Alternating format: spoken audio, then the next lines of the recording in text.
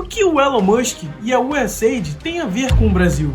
Bom, para você entender essa polêmica que surgiu nos últimos dias, eu preciso primeiro te contar alguns fatos. O presidente Donald Trump nomeou o bilionário Elon Musk para ser o seu ministro do DOGE, o Departamento de Eficiência Governamental, com o intuito de modernizar o governo, diminuir burocracias e otimizar os seus recursos. Um dos primeiros atos de Elon foi começar a investigar a USAID, a Agência de Desenvolvimento Internacional dos Estados Unidos, que é uma espécie de BNDES, só que ela é exclusiva para financiar interesses dos Estados Unidos em outros países. Em apenas uma semana, o governo já cortou 26,3 bilhões de dólares. Isso dá mais de 150 bilhões de reais. O dinheiro da USAID ia para veículos e plataformas de mídia grandes e pequenos, para instituições que atuam em pautas ambientais, comunidade LGBT, imigração e até instituições que defendem o aborto.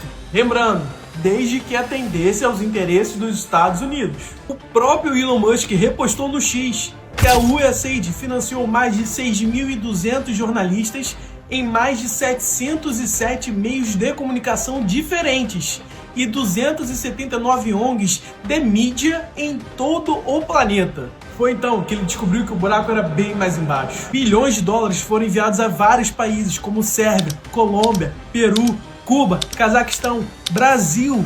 A lista é enorme. Só para vocês terem noção, a USAID gastou 310 milhões de dólares em uma fábrica de cimento para o Hamas. Sim, o grupo terrorista.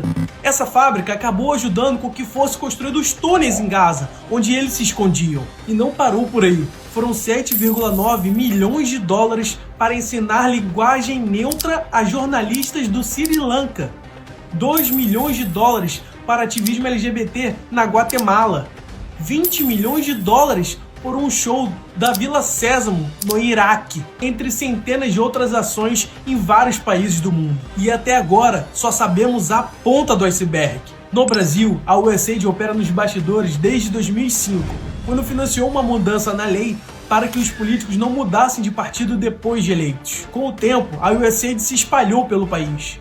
Apoiou o Conselho Indígena de Roraima, que opera em 35 regiões, entre elas o território sabe de qual tribo? Yanomami. Ao menos 6 ONGs que atuam na Amazônia foram financiadas por essa agência. São elas: Canindé, Instituto Nacional de Educação do Brasil, Equipe de Conservação da Amazônia, Instituto do Homem e Meio Ambiente da Amazônia, Instituto Floresta Tropical, Instituto de Pesquisas Ecológicas. Detalhe, a sede de todas essas ONGs fica fora do Amazonas. Curioso, né? Algumas das ações que essas ONGs faziam secretamente eram convocar tribos indígenas para fechar as rodovias federais e realizar manifestações. Em 2021, o TSE, junto com o USAID, criaram um guia de combate à desinformação visando justamente as eleições brasileiras de 2022. Esse guia foi elaborado com base nas práticas de combate à desinformação que a própria Corte do TSE criou em 2020. Durante o governo Bolsonaro. O TSE participou junto com o USAID de pelo menos 2 eventos, onde o objetivo era combater e enfrentar o que eles consideravam desinformação e notícias falsas no período eleitoral. Somente em 2024, a USAID destinou mais de 130 milhões de reais ao Brasil. Poucos dias atrás, Mike Benz, o ex-chefe da divisão de informática do Departamento de Estado norte-americano, disse em uma entrevista que a USAID financiou um complexo industrial de censura e que interferiu nas eleições presidenciais brasileiras de 2022. Ele afirmou com todas as letras: a USAID declarou uma guerra santa da censura contra o populismo, contra todos os grupos populistas, incluindo Bolsonaro. Se a USAID não existisse, Bolsonaro ainda seria o presidente do Brasil, e o Brasil teria uma internet livre e aberta. A USAID gastou dezenas de milhões de dólares do dinheiro dos pagadores de impostos americanos, financiando a censura. Eles criaram um povo da censura no Brasil. E ele foi inteiramente criado com a USAID, porque a USAID declarou Bolsonaro um populista, um Trump da América do Sul. E então se organizou uma operação para controlar o ecossistema da informação.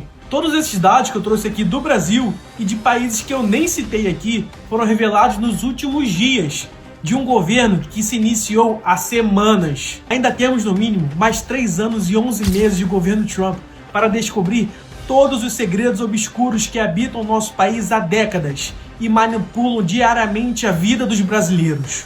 Preparem-se!